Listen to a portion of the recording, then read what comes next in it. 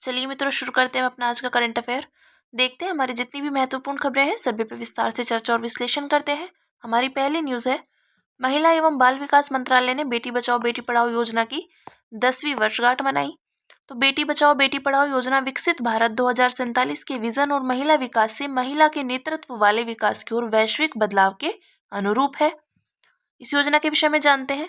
तो यह महिला एवं बाल विकास मंत्रालय, स्वास्थ्य एवं परिवार कल्याण मंत्रालय तथा शिक्षा मंत्रालय की संयुक्त पहल है।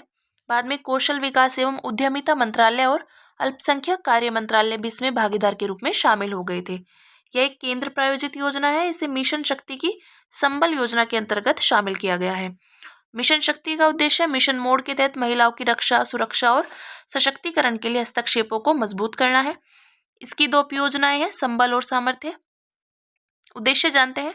जन्म के समय लिंगानुपात में प्रतिवर्ष 2 अंकों का सुधार करना, संस्थागत प्रसव के प्रतिशत में सुधार करना तथा 95% या उससे अधिक के स्तर पर बनाए रखना, प्रतिवर्ष माध्यमिक शिक्षा स्तर के तहत नामांकन में 1% की वृद्धि करना तथा बालिकाओं या महिलाओं का कौशल विकास करना, माध्यमिक और उच्चतर माध्यमिक स्तर पर लड़कियों द्वारा स्कूल छोड़ने की दर को रोकना, सेफ मेंस्ट्रुअल हाइजीन मैनेजमेंट के बारे में जागरूकता बढ़ाना। और उल्लेखनीय है कि बेटी बचाओ बेटी पढ़ाओ योजना के अंतर्गत प्रत्यक्ष लाभ अंतरण यानी डीबीटी या पूंजीगत परिसंपत्ति के निर्माण का कोई प्रावधान नहीं है।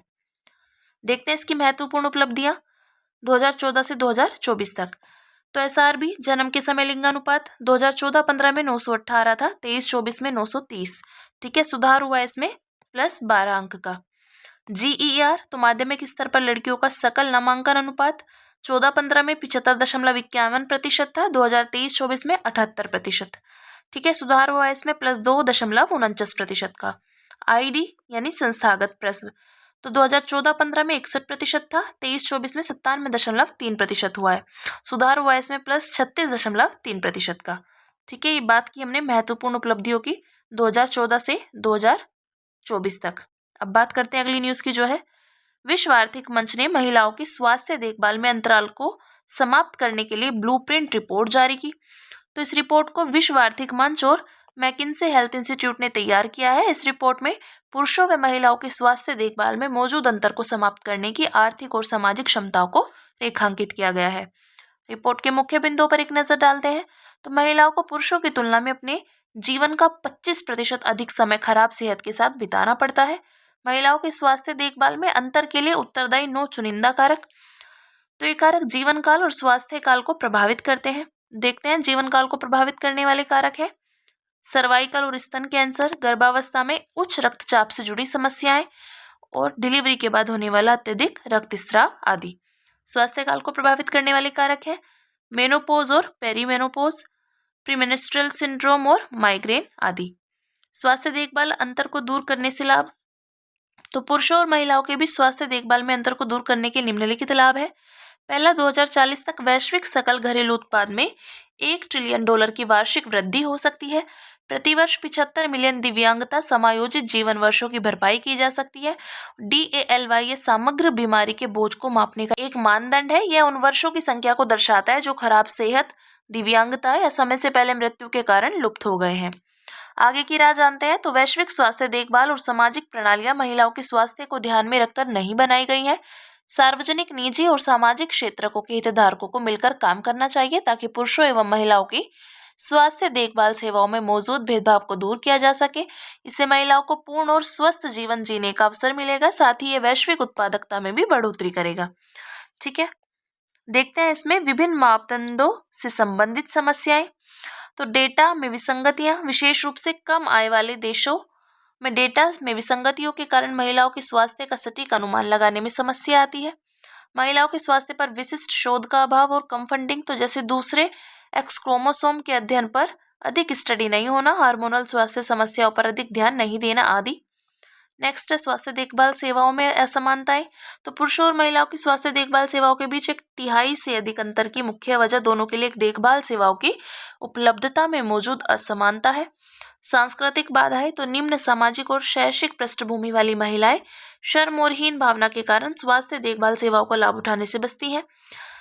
नेक्स्ट है निवेश की कमी। तो महिला विशिष्ट स्वास्थ्य समस्याओं तथा इनके निदान एवं इलाज पर सेवाओं की मांग पर अधिक डेटा मौजूद नहीं है। इसी वजह से दवा कंपनियां इनमें अधिक निवेश करने से बचती हैं। फिर है सिफारिशें, यानी महिला स्वास्थ्य देखभाल प्रभाव के ट्रैकर। तो महिलाओं की गिनती करना, पुरुषों और महिलाओं पर अलग अलग डेटा प्रकाशित करना चाहिए। इससे स्वास्थ्य देखभाल सेवाओं में मौजूद अंतर को बेहतर ढंग से समझा जा सकेगा। महिलाओं पर अध्ययन यानी स्टडी वुमेन। तो विविध और विकेंद्रीकृत क्लिनिकल परीक्षणों के लिए फंडिंग बढ़ानी चाहिए तथा उनकी सुलभता सुनिश्चित करनी चाहिए। महिलाओं की देखभाल, तो महिलाओं से संबंधित विशिष्ट स्वास्थ्य समस्याओं पर पर्याप्त और साक्ष्य आधारित क्लिनिकल प्रैक्टिस गाइडलाइंस लागू करनी चाहिए। नेक्स्ट, सभी महिलाओं को शामिल करना। जागरूकता और शिक्षा के माध्यम से महिलाओं को महिला विशिष्ट विकारों के लिए उचित देखभाल तथा अस्पतालों में स्वास्थ्य देखभाल सेवाओं का लाभ उठाने हेतु प्रोत्साहित करना चाहिए। नेक्स्ट है महिलाओं की स्वास्थ्य देखभाल सेवाओं में निवेश बढ़ाना। तो सार्वजनिक, निजी और सामाजिक क्षेत्रों के बीच समन्वित, सहयोगात्मक एवं परिवर्तनकारी निवेश को बढ़ावा देना चाहिए। ठीक है, अब बात करते हैं अगली न्यूज की, जो है राष्ट्रीय जनजातीय स्वास्थ्य सम्मेलन 2025 आयोजित किया गया। तो राष्ट्रीय जनजातीय स्वास्थ्य सम्मेलन 2025 का उद्देश्य है जनजातीय समुदायों के सामने आने वाली विशिष्ट चुनौतियों का समाधान करना है। इस सम्मेलन का आयोजन जनजातीय कार्य मंत्रालय और स्वास्थ्य एवं परिवार कल्याण मंत्रालय द्वारा धरती आबा जनजातीय ग्राम उत्कर्ष अभियान के तहत किया गया है। जनजातियों के लिए स्वास्थ्य सेवा से जुड़े मुद्दे देखते हैं। तो भौगोलिक दूरी, उदाहरण के लिए पहाड़ी इलाकों व घने जंगलों में निवास के कारण वहां स्वास्थ्य सुविधाएं स्थापित करना और उनका रखरखाव करना कठिन हो जाता है। अपर्याप्त बुनियादी ढांचा, उदाहरण के लिए दूर दराज के क्षेत्रों में स्वास्थ्य पेशेवरों की सीमित पहुंच के कारण निदान में देरी होती है, अनुचित उपचार की समस्या सामने आती है आदि। भाषा संबंधी बाधाएं, तो उदाहरण के लिए देशी भाषाओं में स्वास्थ्य संबंधी जानकारी तक सीमित पहुंच के कारण तथ्यों के आधार पर निर्णय लेने में बाधा आती है। सांस्कृतिक संवेदनशीलता और पारंपरिक प्रथाएं, तो उदाहरण के लिए जनजातियों की स्वदेशी उपचार पद्धतियों को स्वीकार करने और एकीकृत करने में विफलता के कारण प्राय जनजातीय आबादी के बीच अविश्वास एवं अनिच्छा उत्पन्न होते हैं। उठाए जाने वाले कदम, तो जनजातीय क्षेत्रों में स्वास्थ्य सेवा आपूर्ति को बढ़ाने के लिए एक रणनीतिक रोड मैप का विकास किया जाना चाहिए। उदाहरण के लिए टेलीमेडिसिन, मोबाइल मेडिकल यूनिट का उपयोग करना आदि। सांस्कृतिक रूप से संवेदनशील और समावेशी स्वास्थ्य देखभाल मॉडल्स को बढ़ावा देना चाहिए। ये मॉडल्स जनजातियों की पारंपरिक चिकित्सा पद्धतियों एवं मान्यताओं का सम्मान कर सकते हैं और उन्हें मुख्य धारा की स्वास्थ्य देखभाल में शामिल कर सकते हैं। लक्षित हस्तक्षेप अपनाने चाहिए। कुपोषण, प्रजनन स्वास्थ्य और पारंपरिक खाद्य प्रथाओं पर ध्यान देते हुए दुर्लभ बीमारियों, व्यसन एवं मानसिक स्वास्थ्य समस्याओं के प्रबंधन के लिए लक्षित हस्तक्षेप किए जाने चाहिए। जनजातीय स्वास्थ्य के संबंध में किया जाने वाला सुधार निम्नलिखित द्वारा निर्देशित होना चाहिए। तो सम्मान जनजातीय संस्कृति के लिए, प्रासंगिकता जनजातीय समुदायों के लिए, पारस्परिकता सीखने और विनिमय की दो तरफा प्रक्रिया के माध्यम से तथा जिम्मेदारी सक्रिय सशक्तिकरण के माध्यम से। इसमें एक बार ये देखते हैं जनजातीय स्वास्थ्य से संबंधित आंकड़े, यानी राष्ट्रीय परिवार स्वास्थ्य सर्वेक्षण 2019 से 21 तक। पैरामीटर और वर्तमान स्थिति, ठिगनापन 40.9% है वर्तमान में, दुबलापन 23.2%, अल्प वजन 39.5%, शिशु मृत्यु दर 41.6%, 5 वर्ष से कम आयु के बच्चों की मृत्यु दर 50.3%, संस्थागत प्रसव 82.3% और बच्चों का टीकाकरण जो आयु है उनकी 12 से 23 महीने उनमें 76.8% है। ठीक है, अब देखते हैं अगली न्यूज। वाणिज्य विभाग ने डायमंड इम्प्रेस्ड ऑथराइजेशन योजना शुरू की। तो इस योजना के निम्नलिखित लक्ष्य हैं: सूक्ष्म, लघु एवं मध्यम उद्यम हीरा निर्यातकों को समर्थन देना, रोजगार सृजन करना, घरेलू उद्योग की सुरक्षा करना और भारत के हीरा क्षेत्र में व्यापार को आसान बनाकर वैश्विक प्रतिस्पर्धा को बढ़ाना। इस योजना के विषय में जानते हैं तो इसे विदेश व्यापार नीति 2023 के तहत पेश किया गया है। उद्देश्य है नेचुरल कट और पॉलिश किए गए हीरों के शुल्क मुक्त आयात के लिए सुव्यवस्थित तंत्र प्रदान करना। योजना की मुख्य विशेषताओं पर ध्यान देते हैं तो ये योजना 1/4 कैरेट यानी 25 सेंट से कम वजन के नेचुरल कट और पॉलिश किए हुए हीरो के शुल्क मुक्त आयात की अनुमति देती है। निर्यात दायित्व, तो इसमें 10% मूल्य संवर्धन के साथ निर्यात दायित्व को अनिवार्य किया गया है। पात्रता जानते हैं तो इसमें ऐसे सभी हीरा निर्यातक शामिल होंगे जिनके पास 2 सितारा एक्सपोर्ट हाउस का दर्जा या उससे ऊपर का दर्जा हो, साथ ही जिनका प्रतिवर्ष 15 मिलियन अमेरिकी डॉलर का निर्यात हो।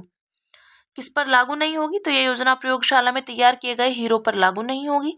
करों से छूट, तो मूल सीमा शुल्क, अतिरिक्त सीमा शुल्क, शिक्षा उपकर, एंटी डंपिंग शुल्क, प्रतिपूरक शुल्क आदि। हालिया दिनों में हीरा उद्योग अनेक वैश्विक और आंतरिक चुनौतियों का सामना कर रहा है। इसके कारण निर्यात में भारी गिरावट आई है और कामगारों की नौकरियां चली गई हैं। हीरा उद्योग की समक्ष चुनौतियां तो वैश्विक स्तर पर है। संयुक्त राज्य अमेरिका, चीन और यूरोप में पॉलिश किए गए हीरो की मांग में भारी गिरावट आई है। साथ ही उपभोक्ताओं की प्राथमिकता प्रयोगशाला में तैयार किए गए हीरो की ओर बढ़ी है।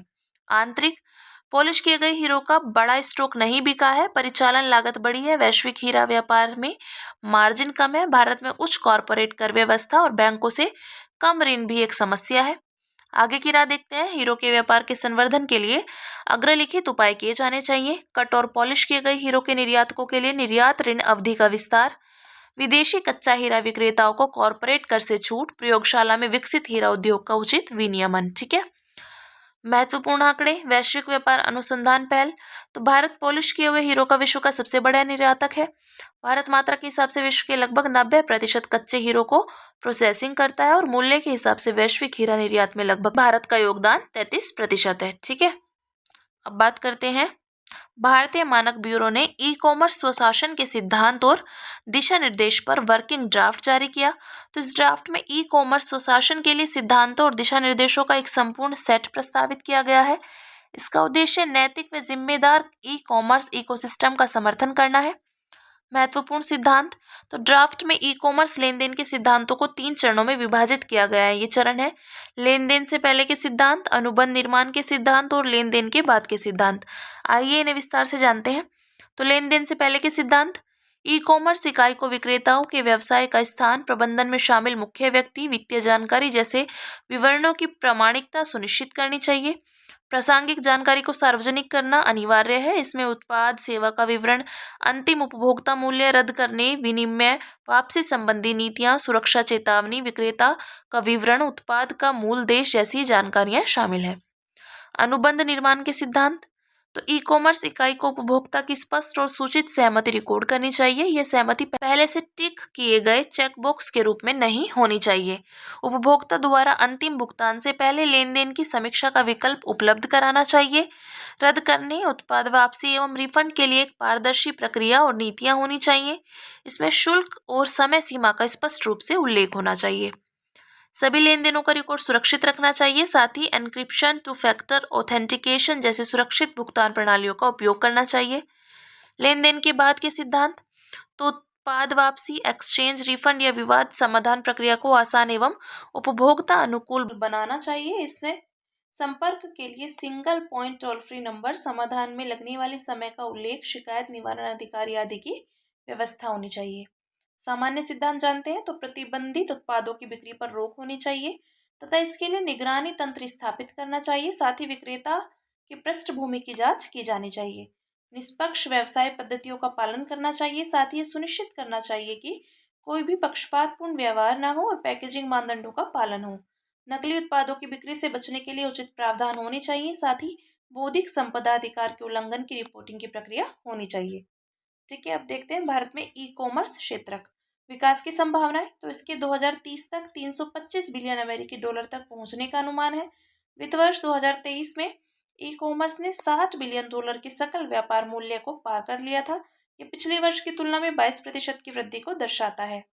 नीतिगत समर्थन, तो B2B ई कॉमर्स में 100% प्रत्यक्ष विदेशी निवेश की अनुमति दी गई है। ई कॉमर्स के मार्केट प्लेस मॉडल में स्वचालित मार्ग के तहत 100% FDI की अनुमति दी गई है और सरकार का लक्ष्य 2030 तक ई कॉमर्स निर्यात को 200 से 300 बिलियन डॉलर तक पहुंचाना है। ठीक है। ये बात की हमने भारत में ई कॉमर्स क्षेत्र की। अब बात करते हैं अगली न्यूज़ की, जो है संयुक्त राष्ट्र खाद्य एवं कृषि संगठन ने कृषि खाद्य प्रणालियों में संधारणीय नाइट्रोजन प्रबंधन पर रिपोर्ट जारी की।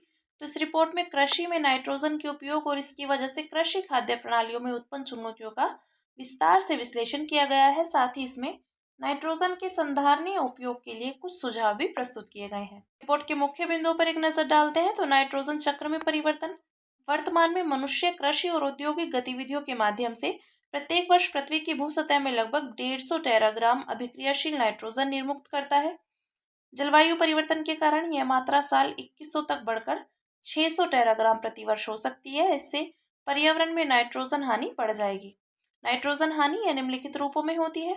तो अमोनिया और नाइट्रोजन ऑक्साइड का उत्सर्जन होता है जो वायु प्रदूषण का कारण बनते हैं। नाइट्रस ऑक्साइड का उत्सर्जन होता है, यह एक शक्तिशाली ग्रीनहाउस गैस और नाइट्रेटस का मृदा और जल स्रोतों में रिसाव बढ़ता है जो यूट्रोफिकेशन और अम्लीकरण का कारण बनता है। इससे पारिस्थितिकी तंत्र को नुकसान पहुंचता है। कृषि खाद्य प्रणालियों की भूमिका तो मानव जनित नाइट्रोजन उत्सर्जन में पशुधन क्षेत्र की 1/3 हिस्सेदारी है। इसमें सिंथेटिक उर्वरक, भूमि उपयोग में बदलाव और गोबर से उत्सर्जन नाइट्रोजन प्रदूषण के मुख्य कारण है। नाइट्रोजन के उपयोग का दोहरा प्रभाव जानते हैं। तो कृषि में नाइट्रोजन का संतुलित उपयोग मृदा की क्षरण को रोकता है और पोषक तत्वों की कमी की भरपाई करता है। साथ ही फसल की पैदावार में भी वृद्धि होती है। इसके अत्यधिक उपयोग से ग्लोबल वार्मिंग बढ़ती है, वायु और जल की गुणवत्ता खराब होती है तथा समताप मंडल में ओजोन परत का क्षरण होता है। अंत में इसमें देखते हैं संधारणीय नाइट्रोजन प्रबंधन। तो इसका उद्देश्य बाहर से नाइट्रोजन के उपयोग को रोकना, वातावरण में नाइट्रोजन हानि को कम करना तथा उत्पादन प्रणाली के भीतर नाइट्रोजन की रिसाइकलिंग को बढ़ाना है। रिपोर्ट में की गई मुख्य सिफारिशें। तो नाइट्रोजन उपयोग दक्षता बढ़ाना, यह अंतिम उत्पादन में प्राप्त नाइट्रोजन की मात्रा और इनपुट के रूप में उपयोग किए गए कुल नाइट्रोजन का अनुपात है। एनयूई को बढ़ाने में निम्नलिखित उपाय शामिल है। उन्नत उर्वरक रणनीतियों को अपनाना, गोबर से होने वाले नाइट्रोजन उत्सर्जन को कम करना, पशुधन प्रणाली को फसल उत्पादन के साथ एकीकृत करना आदि। फसल चक्र में सोयाबीन, एल्फाल्फा जैसी फलीदार फसलों की खेती के जरिए जैविक नाइट्रोजन स्थिरीकरण को बढ़ावा देना चाहिए और नाइट्रोजन प्रदूषण को कम करने के लिए राष्ट्रीय प्रतिबद्धताएं निर्धारित करनी चाहिए। ठीक है, अब बात करते हैं अन्य सुर्खियों की, जिसमें पहली न्यूज़ है आर्कटिक बोरियल क्षेत्र। तो हालिया अध्ययनों से पता चलता है कि आर्कटिक बोरियल क्षेत्र का 34% हिस्सा अब कार्बन सिंक की बजाय कार्बन उत्सर्जन का स्रोत बन गया है। इस बदलाव के मुख्य कारण है उत्तरी अक्षांशों में रीजनल हॉटस्पॉट्स का बढ़ना, पर्माफ्रोस्ट का पिघलना और वनाग्नि की बढ़ती संख्या। क्षेत्र के विषय में जानते हैं। एबीजेड में उत्तरी गोलार्ध में वृक्ष विहीन टुंड्रा व बोरियल वन और आर्कटिक सर्कल के साथ स्थित आर्द्र भूमियां शामिल हैं। बोरियल वन को टैगा के नाम से भी जाना जाता है। विश्व का सबसे बड़ा स्थलीय बायोम है। इसमें सदाबहार और शंकुधारी वनों की प्रधानता है। आर्कटिक टुंड्रा में प्रजातियों की विविधता बहुत कम है तथा निवल प्राथमिक उत्पादकता भी कम है। ऐसा इसलिए क्योंकि यहाँ की मिट्टी 12 महीने जमी हुई अवस्था में रहती है, जिसे परमाफ्रोस्ट कहा जाता है। ठीक है, नेक्स्ट है परागनक। तो एक हालिया शोध के अनुसार कृषि में नाइट्रोजन उर्वरकों के अत्यधिक उपयोग से फूलों की संख्या में 5 गुना कमी आती है। साथ ही परागनक कीटों जैसे मधुमक्खी की संख्या भी आधी रह जाती है। जानते हैं इसके विषय में और। परागनक पराग को फूल के नर जननांग से मादा जननांग में स्थानांतरित करता है। इससे निषेचन संभव हो पाता है। परागनकों में कीट और जंतु शामिल है। इनमें शामिल है मधुमक्खियां, तितलियां, पतंगे, चमगादड़, पक्षी, मक्खियां आदि। परागनक का महत्व। तो खाद्य आपूर्ति। विश्व की लगभग 35% खाद्य फसलें प्रजनन के लिए जंतु परागनकों पर निर्भर है। पारिस्थितिकी तंत्र स्वास्थ्य। तो 75% पुष्पीय पादप प्रजनन के लिए परागनकों पर निर्भर होते हैं। इससे मिट्टी को स्थिर रखने व हवा को स्वच्छ रखने में मदद मिलती है तथा वन्य जीव को सहारा प्राप्त होता है। ये बात की हमने परागनक की। अब बात करते हैं स्क्रैमजेट इंजन की। तो रक्षा अनुसंधान एवं विकास प्रयोगशाला ने 120 सेकंड के लिए active cold scramjet combustor ground test का सफलतापूर्वक प्रदर्शन किया। हैदराबाद में स्थित DRDL रक्षा अनुसंधान एवं विकास संगठन DRDO की इकाई है। इस सफलता में एंडोथर्मिक स्क्रैमजेट ईंधन ने महत्वपूर्ण योगदान दिया है। यह कूलिंग को बढ़ाने और आसानी से प्रज्वलन में मदद करता है। लाभ है, ये नेक्स्ट जनरेशन हाइपरसोनिक मिसाइल प्रणालियों के विकास में सहायक है। स्क्रैमजेट इंजन के विषय में देखते हैं। तो इसके कार्य की बात करें तो यह एयर ब्रीदिंग जेट इंजन का एक रूप है। यह घूर्णनशील कंप्रेसर के बिना दहन हेतु रॉकेट के आगे की हवा को कंप्रेस करने के लिए हाइपरसोनिक रॉकेट के फॉरवर्ड मोशन का उपयोग करता है। क्षमता, यह हाइपरसोनिक गति पर प्रभावी तरीके से कार्य करता है और सुपरसोनिक गति पर दहन में सहायक होता है। नेक्स्ट है प्रधानमंत्री फसल बीमा योजना। तो महाराष्ट्र कृषि विभाग ने पाया कि प्रधानमंत्री फसल बीमा योजना के तहत दायर किए गए कम से कम 4.14 लाख फसल बीमा क्लेम फर्जी हैं। इसका उद्देश्य है फसल हानि या क्षति से पीड़ित किसानों को वित्तीय सहायता प्रदान करना, उनकी आय को स्थिर करना, आधुनिक कृषि पद्धतियों को प्रोत्साहित करना और ऋण प्रवाह सुनिश्चित करना आदि। कृषि एवं किसान कल्याण मंत्रालय है इसका। लाभार्थी बटाईदार और काश्तकार किसानों सहित सभी किसान। कवर की गई फसलें हैं खाद्यान्न फसलें जो अनाज, मिलेट्स आदि, तिलहन और वार्षिक वाणिज्यिक या बागवानी फसलें। जोखिमों का कवरेज तो प्राकृतिक आगजनी, तड़ित, तूफान, ओलावृष्टि, चक्रवात, बाढ़, भूस्खलन, सूखा, कीट रोग जैसे गैर निवारणीय जोखिमों के कारण उपज में होने वाली हानि कवर की जाती है। फसल कटाई के बाद होने वाले नुकसान और स्थानीय विपदाओं के कारण होने वाले नुकसान को भी कवर किया जाता है। ठीक है। नेक्स्ट है मिशन SCOT। तो प्रधानमंत्री ने मिशन SCOT की सफलता के लिए दींग तारा टीम को बधाई दी। SCOT से आशय space camera for object tracking. इसका उद्देश्य है अंतरिक्ष में ऑब्जेक्ट्स पर नजर रखकर इनकी मैपिंग करेगा। ये लाभ है, यह पृथ्वी की निचली कक्षा में ऑब्जेक्ट्स की सटीक तरीके से ट्रैकिंग और इमेजिंग में मदद करेगा। यह अंतरिक्ष में सैटेलाइट्स की सटीक ट्रैकिंग में भी मदद करेगा। योगदान है इसका, यह स्पेस सिचुएशनल अवेयरनेस बढ़ाने की दिशा में भारतीय अंतरिक्ष उद्योग के विकास में योगदान देगा। ठीक है। नेक्स्ट है कलारीपयट्टू। तो उत्तराखंड में आयोजित होने वाला 38वां राष्ट्रीय खेलों में कलारीपयट्टू को प्रदर्शन हेतु इवेंट्स की सूची में शामिल कर लिया गया है। इसे प्रतियोगिता वर्ग से हटा दिया गया है। इसके विषय में देखते हैं। केरल में विकसित हुआ था। यह सबसे प्राचीन मार्शल परंपराओं में से एक है जिसका इतिहास संगम काल से जुड़ा है। कलारी का अर्थ है प्रशिक्षण केंद्र या वह स्थान जहाँ अभ्यास होता है, और पयट्टू का अर्थ है लड़ाई या कठोर शारीरिक अभ्यास। दो मुख्य शैलियां हैं।